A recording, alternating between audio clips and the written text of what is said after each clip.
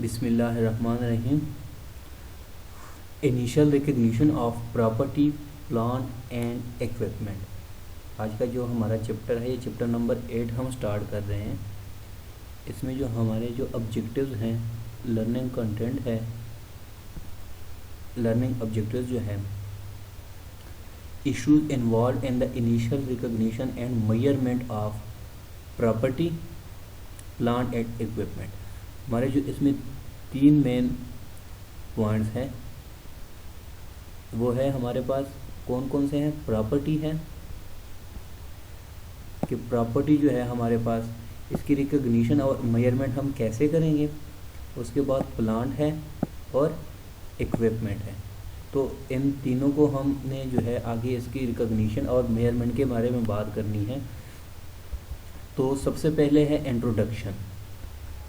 Introduction में देखिए, जब हम बात करते हैं एसेट्स की, तो एसेट्स में या तो हमारे पास होते हैं करंट एसेट या नॉन करंट एसेट। तो यहाँ पे जो बात की गई है, अकॉर्डिंग टू द फ्रेमवर्क 2014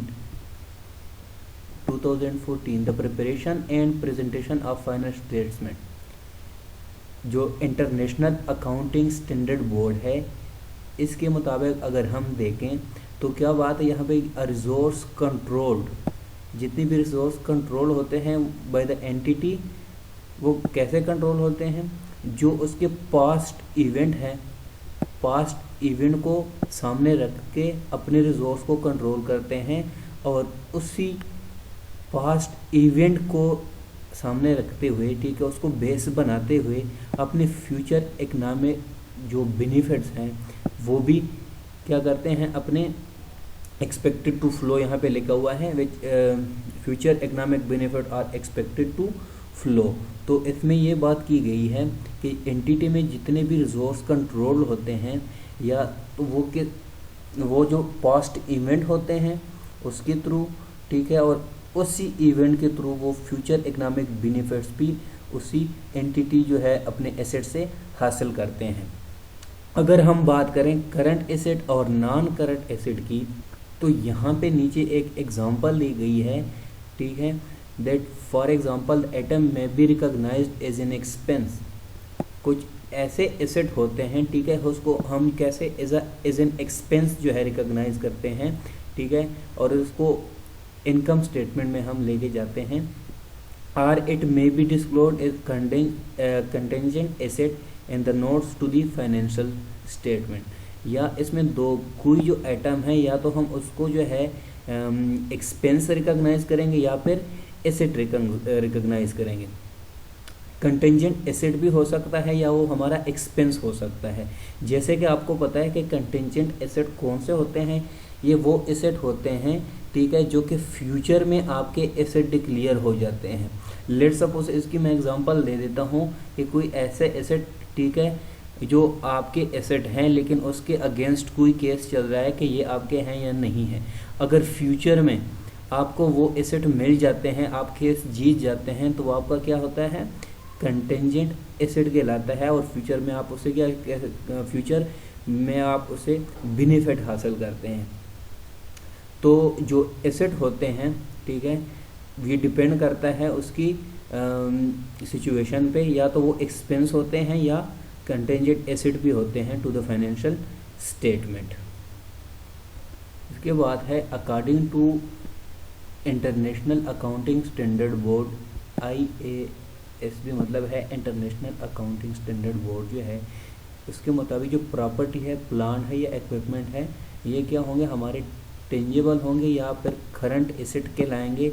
कब, जब देखें ये कंडीशन, और held for use in the production और supply of goods services for rental to others और फॉर एडमिनिस्ट्रेटिव पर्पज। ये तो हमारे क्या होंगे, करंट और नॉन करंट की बात होती है। जो करंट एसेट आपको पता है, करंट एसेट वो एसेट होते हैं जिनका मोस्टली जो है 1 साल के अंदर अंदर इसको यूज़ करते हैं। और करंट एसेट कौन से डिक्लेयर होंगे, are expected to be use during more than 1 period.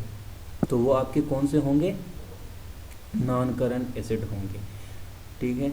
तो जो मोस्टली हम बात करते हैं प्रॉपर्टी, प्लांट एंड इक्विपमेंट की, तो वो क्या होते हैं, मोस्टली नॉन करंट एसेट होते हैं।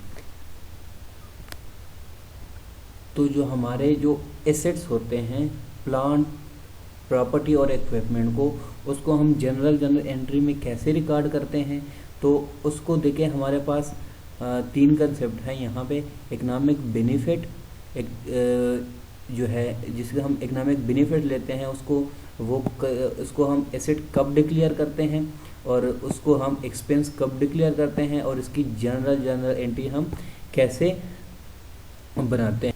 तो सबसे पहले हम बात करते हैं प्री पेमेंट की, कि प्री पेमेंट क्या होते हैं। तो प्री पेमेंट अगर बात करें तो pre payment is a payment that will provide economic benefits beyond the current reporting period.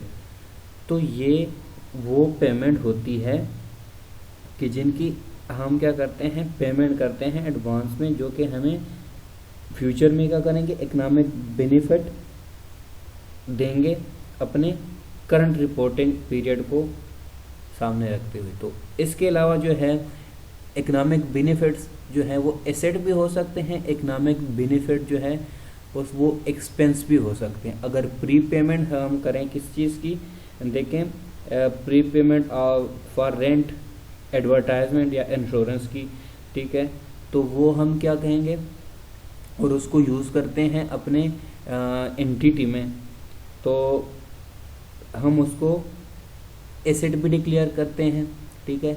अगर वो एक्सपायर हो जाए, ठीक है, जो हमने प्री पेमेंट की है वो एक्सपायर हो जाए, तो फिर वो हम उसको क्या कहेंगे, ये एक्सपेंस है। तो इस तरह की जनरल एंट्री जो होती है हमारे पास आती है। यहाँ पे आगे एग्जांपल है, ठीक है, एग्जांपल से आपको क्लियर हो जाएगा तो उसकी जनरल एंट्री हम कैसे करते हैं। देखिए यहाँ पे क्वेश्चन में है, if plant and equipment are acquired by paying cash, cash के थ्रू जो है आप प्लांट या इक्विपमेंट को एक्वायर करते हैं, ठीक है। लेट्स सपोज यहाँ पे जो है आपने बात की है कि यहाँ पे बात करते हैं कि कितना कैश पे करते हैं, लेट्स सपोज 10,000 रुपीज़ कैश पे करते हैं। तो इसकी जनरल एंट्री कैसे होगी, प्लांट एंड इक्विपमेंट जो है ये आपका डेबिट हो जाएगा 10,000 रुपीज़, और जो आपने कैश पे किया है, कैश एट बैंक है, वो उसको आप क्रेडिट करेंगे 10,000 रुपीज़ से। तो ये तो सिंपल जनरल एंट्री है, आप जो है पढ़ चुके हैं स्टार्ट में भी, इसमें कोई इशू तो मेरे ख्याल से नहीं होना चाहिए। तो जैसे मैंने बात की पहले कि इसको हम एसेट डिक्लेयर करते हैं, तो यहाँ पे हमारे पास जो है ये प्लांट एंड इक्विपमेंट जो है एसेट है, डिक्लेयर हो गए, ठीक है। अब दूसरी जो हमने पॉइंट में बात की थी कि ये इज इन एक्सपेंस भी हम इसको कह सकते हैं, वो कैसे कह सकते हैं, देखें यहाँ पे बात करते हैं, when asset is consumed the future economic benefit is recognised as depreciation expense. Depreciation expense उसको हम क्या करेंगे, रिकॉग्नाइज करेंगे, ठीक है। जैसे लेट सपोज उसका जो डिप्रिसिएशन एक्सपेंस है वो है 1,000 रुपीज़। तो यहाँ पे आपको पता है जब आपका एक्सपेंस इंक्रीज होता है तो वो डेबिट होता है, ठीक है। तो 1,000 आपका क्या हो गया, डेबिट है। यहाँ पे ये मैंने जो है 1,000 अज्यूम किया, ठीक है, जो कि डिप्रिसिएशन एक्सपेंस है। तो आपका क्रेडिट क्या हो जाएगा, अक्यूमुलेटेड डिप्रिसिएशन क्रेडिट हो जाएगा कितने का, 1,000 का। तो देखें वो जो डिपेंड करता है फ्यूचर इकोनॉमिक बेनिफिट पे, जब आप उसको जो है जब उसका टाइम गुजर जाता है तो उसको क्या करते हैं, एज इन एक्सपेंस भी ट्रीट करते हैं। तो यहाँ पे एक और बात करते हैं, according to international accounting standard board, कि जब भी हम item of property, plant, equipment इसकी बात करते हैं कि ये एसेट है, ठीक है, जब इसको एसेट रिकॉग्नाइज करेंगे तो फिर इसके वैल्यू को हमेशा हम क्या करेंगे, इसकी कास्ट से मेजर करेंगे। वो कास्ट कौन सी कास्ट है, हिस्टोरिकल कास्ट से हम इसको मेजर करेंगे। यहाँ पे देखे बात करते हैं, अगर हम किसी भी प्लांट, मशीनरी या प्रॉपर्टी को एक्वायर करते हैं कैश के थ्रू, तो उसको हमने बात की है कि वो उसको हम उसकी जो है हिस्टोरिकल कास्ट को लिखेंगे, ठीक है। तो जो कास्ट में कौन कौन सी चीज़ें आती हैं, फर्स्ट वन है परचेज प्राइस। तो कौन से परचेज प्राइस है, ये वो परचेज प्राइस है कि इसमें से हम डिडक्ट करेंगे ट्रेड डिस्काउंट को, ठीक है, ट्रेड डिस्काउंट को या अदर जो रिवेट्स है उसको डिस्काउंट करके जो हमारे पास प्राइस आती है वो परचेज प्राइस जो है वो कॉस्ट में इंक्लूड होगी, ठीक है। उसके बाद जो है import duties and non refundable purchase taxes, ठीक है। तो मतलब है एनी इम्पोर्ट ड्यूटीज़ जो है, कोई भी इम्पोर्ट ड्यूटीज़ जो है या नॉन रिफंडेबल परचेज टैक्सेस जो है वो भी क्या होती हैं, इंक्लूड्स होती हैं। उसके बाद जो है डायरेक्ट कास्ट जो है वो भी इसमें इंक्लूड करते हैं, जैसे कि वो डायरेक्ट कास्ट कौन से होनी चाहिए, एनी कास्ट। डायरेक्ट कास्ट जो है आपको पता है any cost directly attributable to bringing the asset, ठीक है, जो कि डायरेक्ट कास्ट है, जो कि एसेट को लाते हुए उस पर जो कास्ट जितना खर्चा आया है वो भी कास्ट इंक्लूड करेंगे हिस्टोरिकल कास्ट में। उसके बाद है future cost of dismantling and restoration. इसका मतलब है कि जो इनिशियल एस्टीमेट हमने कास्ट की लगाई थी, इनिशियल एस्टीमेट हमने अपनी कास्ट की लगाई थी, ठीक है, अगर हम अपने जिस जगह पे पहुंचाना हो, ठीक है, और उस जगह पे पहुंचा के उस हालात के मुताबिक देखेंगे कि इस पे कितना खर्चा आया है उस पीरियड के दौरान। लेट सपोज 6 महीने हैं, ठीक है, किसी जगह पे हमने रखा है, उस 6 महीने के दौरान उस पर कितना खर्चा आया है, ठीक है, वो भी हम क्या करेंगे, फ्यूचर कास्ट भी उसमें इंक्लूड करेंगे कि आगे उस पर जितना खर्चा होना है जहाँ पे हमने एसेट को रखा है, ठीक है, वो भी हम उसमें क्या करेंगे, इंक्लूड करेंगे। इसकी एक एग्जांपल आगे लेते हैं, ठीक है। यहाँ पे एक एग्जांपल है हमारे पास। For example if it is estimated at the date of acquisition, ठीक है, that there is an obligation to spend, कितना करना है, 400,000। Measure is the net present value of future net cash outflow, जो है इसके क्या हो, नेट प्रेजेंट वैल्यू फाइंड करके जो कि कितनी आ रही है, 400,000 on distribution at the end of asset life. The general entry would be as follows. तो उसकी जनरल एंट्री कैसे होनी चाहिए, प्रॉपर्टी प्लांट एंड मशीनरी, ठीक है, कितनी की है, 400,000 की, ठीक है। प्रोविजन फॉर रिस्टोरेशन वो कितनी है, 400,000 है। अब यहाँ पे हम बात करते हैं, if these costs are incurred to allow an asset to achieve its planned capacity, अगर जो पहले से प्लानिंग की है, ठीक है, अगर वो अचीव करती है इस कास्ट से, तो फिर क्या होगा, they are repairs and maintenance and should be recognised as expense when they are incurred, ठीक है। उसके बाद अगर उस पर रिपेयर या मेंटेनेंस का खर्चा आएगा, ठीक है, तो वो क्या कहलाएगा, इसका एक्सपेंस कहलाएगा, ठीक है, क्योंकि ये हमने पहले से इसकी जो है एस्टिमेट लगाए रखी है, ठीक है। तो ये क्या कहलाएगा, उसके बाद जिस पे रिपेयर और मेंटेनेंस का कास्ट आएगा किसी भी प्लांट मशीनरी पे, तो वो क्या होगा, कंसिडर होगा एज एन एक्सपेंस कंसिडर होगा। अच्छा, अब हम बात करते हैं कुछ इश्यूज़ की, ठीक है, कि सबसे पहले कंटिन्यूड ऑपरेशन। लेट सपोज, ठीक है, हम कोई काम हो रहा है, ठीक है, प्लांट एंड मशीनरी पे, तो उसकी जो है रेगुलर जो है उस पर उसकी इंस्पेक्शन होती है, ठीक है, तो उस इंस्पेक्शन पे भी कोई जो है कॉस्ट आएगी, ठीक है, तो वो जो इंस्पेक्शन कॉस्ट है वो भी हम मेयर करेंगे और इसको रिकॉग्नाइज करेंगे उस एसेट में, ठीक है, जिससे हम फ्यूचर इकोनॉमिक बेनिफिट्स हासिल करते हैं, ठीक है। तो उसकी इंस्पेक्शन पे जितना खर्चा आता है, क्योंकि कंटिन्यूड ऑपरेशन है, ठीक है, वो हर टाइम जारी रहती है, तो उसके मुआयने के लिए भी कोई ना कोई खर्चा आता है, कोई जो है वर्कर रखते हैं, ठीक है, तो उसका जो खर्चा होगा वो भी हम क्या करेंगे, इंक्लूड करेंगे। लेकिन दूसरी बात है हमारे पास डिफरेंट लेवल्स, इसमें हम बात करते हैं, ठीक है, कि कोई भी ऐसी मशीनरी होती है कि उसके अंदर डिफरेंट पार्ट्स होते हैं, ठीक है, अगर उस पार्ट्स के अंदर हम किसी एक पार्ट को जो है चेंज करते हैं, तो उसके ट्रीटमेंट को हम कैसे करेंगे, उसकी जनरल एंट्री हम कैसे बनाएंगे।